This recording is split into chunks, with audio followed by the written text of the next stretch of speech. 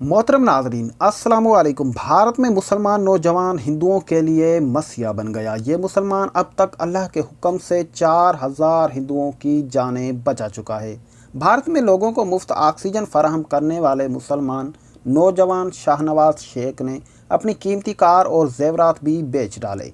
भारतीय social media पर जहां आजकल मोदी सरकार की कारकर्दगी पर कड़ी तनकीद हो रही है, वहीं उत्तर प्रदेश के इलाके आजमगढ़ के 31 साला मुसलमान नौजवान के चर्चे भी हो रहे हैं। लोगों को मुफ्त ऑक्सीजन फराहम करने की वजह से शाहनवाज शेख को ऑक्सीजन मैन का खिताब दे दिया गया है।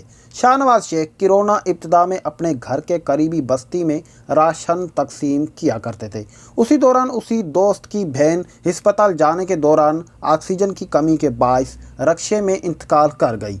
उसी वाक़े ने दोनों दोस्तों की ज़िंदगी का मकसद ही बदल डाला और दोनों ने मरीज़ों को ऑक्सीजन की मुफ्त फराहमी का बेड़ा उठा लिया है।